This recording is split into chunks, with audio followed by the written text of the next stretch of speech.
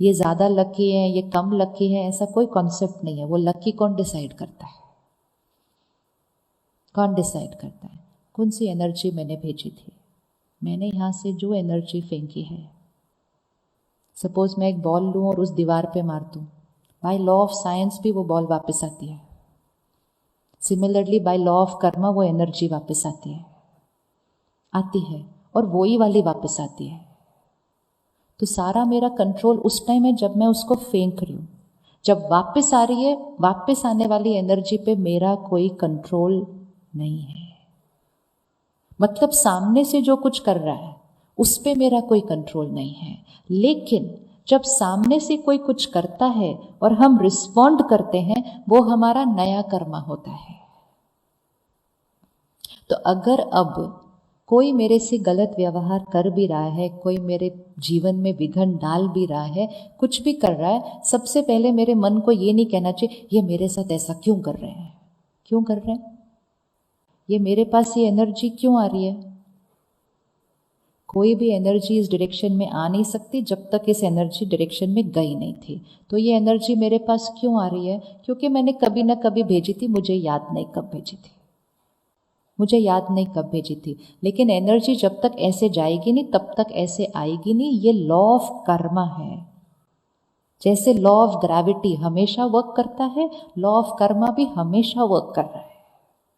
तो मैंने पिछली बार अज्ञानवश अनइंटेंशनली एक नेगेटिव एनर्जी भेजी थी, अब वो मेरे पास सामने से आ रही है, सामने वाले के व्यवहार से आ रही है। अब मैं उनको चेंज कर नहीं सकती, वो एनर्जी वापस आ रही है। लेकिन अब मुझे उनके बारे में कैसा सोचना है, फील करना है, बात करना है, वो मेरा नया कर्मा है अभी। तो एक ही सेम क्षण में 3 एनर्जी साथ साथ काम करती हैं। ये बहुत इंपॉर्टेंट है। तीनों काल साथ साथ काम करते हैं, पास्ट, प्रेजेंट, फ्यूचर। जो मैं कर्म कर चुकी हूं वो पास्ट मेरे सामने आ जाता है, वो पास्ट मेरे सामने आ जाता है। तो पास्ट मेरे सामने आता है। जो मैं अभी कर्म क्रिएट करूंगी वो कौन सा काल है? वो प्रेजेंट क्रिएट होता है। और जो मैंने अभी प्रेजेंट क्रिएट कर दिया वो कुछ समय के बाद मेरा फ्यूचर बनकर वापस आ जाएगा। कितना इजी है। पास्ट, प्रेजेंट, फ्यूचर तीनों साथ साथ चलते हैं। पास्ट सामने से आता है तो लोग कहते हैं this was predestined. Predestined by who? Me. मैंने पहले फेंका था इसलिए आ जाया। अब मैं जो एनर्जी फेंकूंगी ये मेरा प्रेजेंट है। और जैसे ही मैंने ये एनर्जी प्रेजेंट में फेंकी, मैंने अपना फ्यूचर लिख दिया है अभी। अब फिर से सोच लो, अगर गाड़ी को डेंट पड़ जाए तो क्या करना है? बहुत इजी हो जाता है जीवन जीना। गाड़ी को डेंट क्या, पूरी गाड़ी खत्म हो जाए तो भी अपने मन, संस्कार और कर्म पर डेंट नहीं पड़ने देना। कि उसके डेंट का जो रिटर्न आता है ना, वो भोगना बहुत मुश्किल होती है, वो भोगना बहुत मुश्किल होती है। कभी भी लोगों के साथ अपने कार्मिक अकाउंट्स बहुत सॉर्टेड रखना, बहुत सॉर्टेड रखना। ये जो हम छोटी छोटी छोटी गफलत करते रहते हैं ना, किसी के बारे में कुछ बोल दिया, किसी का कुछ बोल दिया, किसी का ऐसे कर दिया, किसी का वो कर दिया, ये सारी वो एनर्जीज हैं जो हम फेंक रहे हैं सारा दिन। फिर हम कहते हैं मैंने किसी के साथ गलत नहीं किया, ये मेरे जीवन में ऐसा क्यों हो रहा है। हो ही नहीं सकता उसके बिना, कुछ हो ही नहीं सकता। It is law, it is a law like law of gravity. जब तक ऐसे एनर्जी जाएगी नहीं तब तक एनर्जी ऐसे आएगी नहीं। अब ये हो सकता है मैंने कभी पहले फेंका हो, मुझे याद नहीं है, and it doesn't matter. Past में हम कुछ भी करके आए हो, इट जस्ट डजेंट मैटर, वो पास्ट है। पास्ट इतना पावरफुल नहीं होता। सबसे ज़्यादा पावरफुल क्या होता है? सबसे ज़्यादा पावरफुल क्या होता है? हमारा प्रेजेंट। इवन जो आपकी जन्म पत्री में लिखा हुआ है उसको भी आप चेंज कर सकते हैं, उसको भी आप चेंज कर सकते हैं। एंड ये एस्ट्रोलॉजर आपको खुद बताएगा कि आप चेंज कर सकते हो इसको। अगर हमने क्या चेंज कर दिया, अगर हमने क्या चेंज कर दिया, अब जब एनर्जी आएगी तो मुझे कैसे फेस करना है। क्या हम कल से अपने कर्म और संस्कार पर अटेंशन रख सकते? रख सकते? इजी है, बहुत इजी है। इसलिए नहीं क्योंकि दूसरों का भला करना है, इसलिए क्योंकि अपने पे रहम करना है। कंपैशन दूसरों के लिए तब होगी जब पहले अपने पर रहम करेंगे। परमात्मा कहते हैं अपने संस्कार और कर्म श्रेष्ठ बनाओ, बस इतना रहम करो खुद पर, सृष्टि स्वर्ग बन जाएगी, सृष्टि स्वर्ग बन जाएगी। तो गुस्सा करना, इरिटेट होना, नाराज होना, उदास होना, ये मेरा कर्म बिगड़ रहा है, ये मेरा कर्म बिगड़ रहा है। तो अब सामने से कोई भी एनर्जी आ रही हो, 10 सेकंड के लिए आंख बंद करें और किसी एक व्यक्ति को देखें जो मुझे अच्छी एनर्जी नहीं भेज रहा है। वो घर में हो सकते हैं। अच्छी एनर्जी मतलब कोई तंग कर रहा है, कोई चीट कर रहा है, कोई मेरे जीवन में प्रॉब्लम डाल रहा है, कोई विघन डाल रहा है, कोई ठीक से बिहेव नहीं कर रहा, कुछ भी हो सकता है। सामने ले आए उस आत्मा को। वो कोई भी हो सकता है, वो फैमिली मेंबर हो सकता है। स्ट्रॉन्ग कार्मिक अकाउंट सबसे ज्यादा तो अपनी फैमिली के अंदर होते हैं। और फिर हमारा मन कहता है मेरा भाई ऐसा क्यों कर रहा है, मेरा बच्चा ऐसा क्यों कर रहा है, मेरा वो ऐसा क्यों कर। वो भाई बच्चा ये तो सिर्फ एक रोल है, वो आत्मा है जिसके साथ हम पहले कभी कुछ, क्योंकि जो कार्मिक अकाउंट होता है वो किसके बीच होता है, आत्मा के बीच होता है।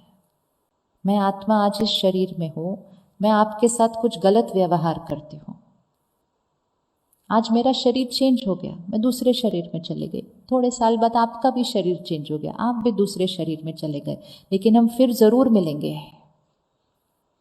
याद करो जिस दिन शादी हुई थी, पंडित जी ने कहा था पहली बार नहीं मिल रहे, 7 जन्म। एक ऐसे युग में जब एक भी कटे तो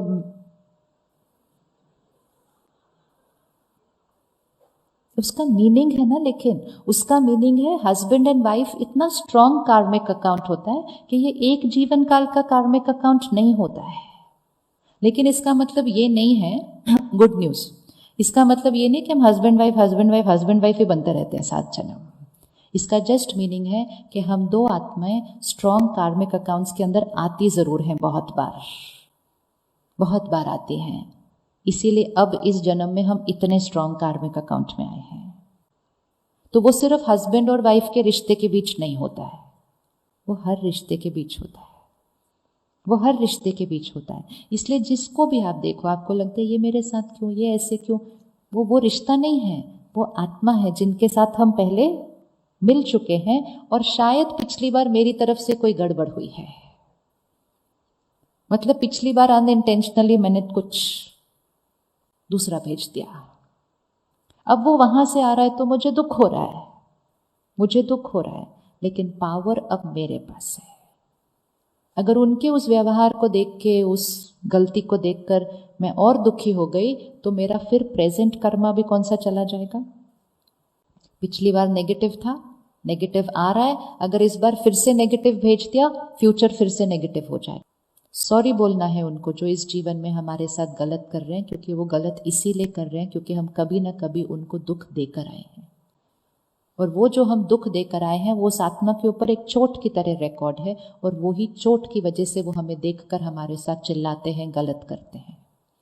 वो वाइब्रेशन आते ही हिलने लगती हैं चीजें। उनको सॉरी कहिए, सामने जाकर नहीं, कंफ्यूज हो जाएंगे वो। मेडिटेशन मतलब हमें वाइब्रेशन देकर उस आत्मा को सॉरी बोलना है जो हमारे विघन डाल रही है हमारे जीवन में। I am sorry for what I have done in the past. वो एनर्जी ब्लॉकेज जो हम दोनों के बीच में क्रिएट हो गई है, उसको हमें रिलीज करना है। आज से मेरी तरफ से आपके लिए सिर्फ और सिर्फ प्योरिटी, सिर्फ और सिर्फ ब्लेसिंग्स। लेकिन हम अपने इतने सारे जन्म जन्म के साइकिल में पता नहीं किस किस को दुख देकर आए हैं। तो एक सेकंड के लिए तो सुबह कहो, सारे जिनके साथ मैंने इंटरेक्ट किया है अनेक जन्मों में, उन सबको मैंने जो गलतियां की थी उसके लिए सॉरी, ताकि हम जब अगली बार मिलेंगे हमारा कार्मिक अकाउंट बहुत बढ़िया रहेगा। कार्मिक अकाउंट सेटल करने चाहिए, क्योंकि हम बहुतों के साथ बहुत कुछ करके आते हैं। अब ये जो हमने अभी एक्सरसाइज की ना, 30 सेकेंड्स की थॉट्स थी ये सिर्फ। अगर आप इन थॉट्स को रोज करें कि उस आत्मा को सामने लेकर आए, आई एम सॉरी, मतलब सॉरी रोज रोज नहीं बोलना, बट आई एम सॉरी जो मैंने आपके साथ किया।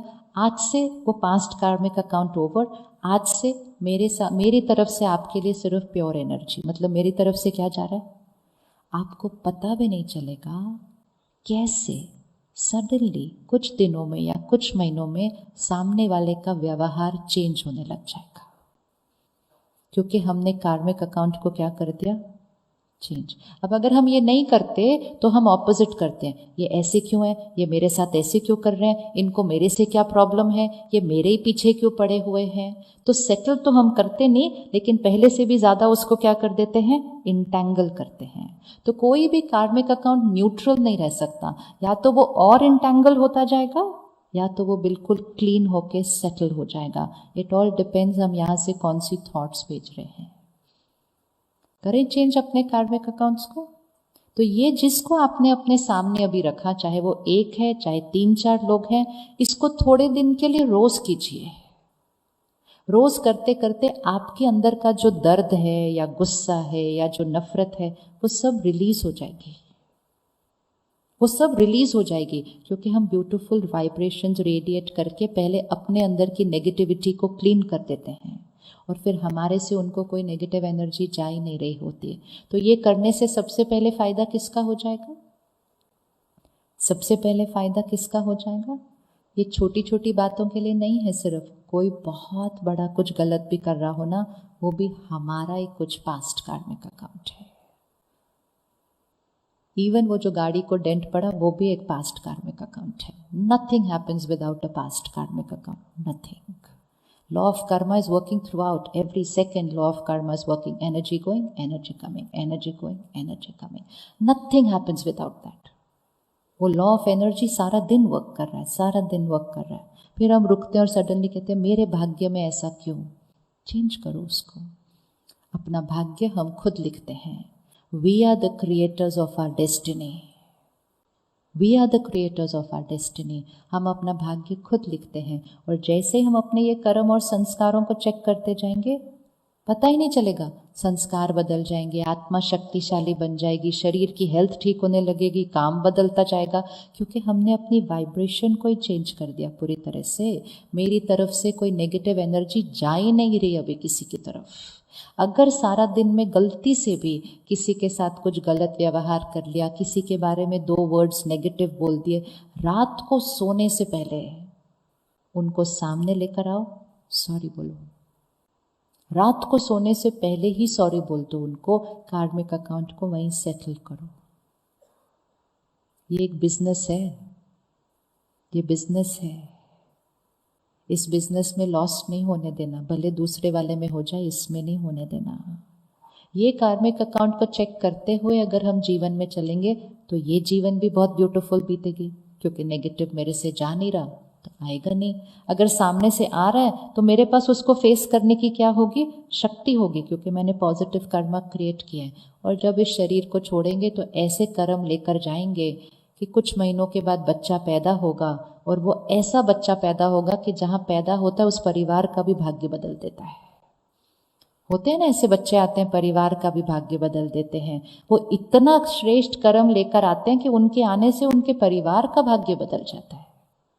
ऐसा बच्चा, ऐसे आत्मा हमें बनना है। That is the purpose of our life. हम कहते हैं what is the purpose of my life. The purpose of my life is whatever I am doing, in that the being has to be pure and powerful, clean, clean. तो कल से हमारा हर कर्म कैसा होगा, आज शाम से हमारा हर कर्म कैसा होगा, हर कर्म कैसा होगा। लेकिन कर्म सिर्फ बोल और व्यवहार नहीं, कर्म सबसे पहले सोच, थॉट को क्लीन करना है।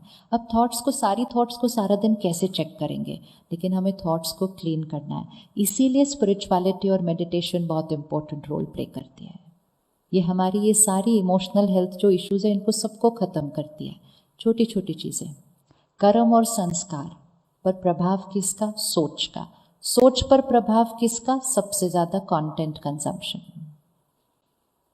ये जो हम सारा दिन फोन और टीवी पे देख रहे हैं ना, ये हमारे भाग्य तक पहुंच रहा है, क्योंकि जो हम सुनते हैं, पढ़ते हैं, देखते हैं। आज संडे था, बहुत टाइम मिला होगा फोन के साथ, बहुत टाइम मिला होगा आज फोन के साथ। सिर्फ 1 सेकेंड रिवाइंड करना कि आज पूरे दिन में फोन पे क्या क्या देखा।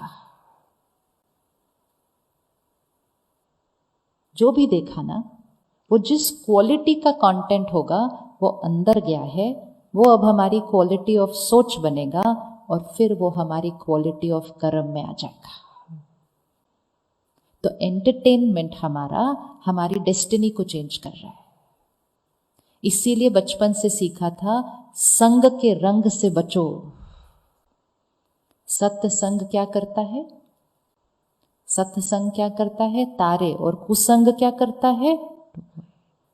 ये जो हमारे पास फोन पे संग है, संग वो नहीं है सिर्फ जिन लोगों के साथ हम बैठते हैं, क्योंकि आजकल हम फोन के साथ ज्यादा बैठते हैं। ये संग है, इस संग के रंग से बचना है। क्या ये संग हमारी उन्नति कर रहा है? क्या ये संग हमारी उन्नति कर रहा है? कर रहा है। तो अगर हमारे को अपने कर्म श्रेष्ठ बनाने हैं तो हमें अपना कंटेंट पहले चेक करना होगा। सबसे फर्स्ट स्टेप आज से, जो हम सुनते हैं, पढ़ते हैं, देखते हैं, उस पे अटेंशन।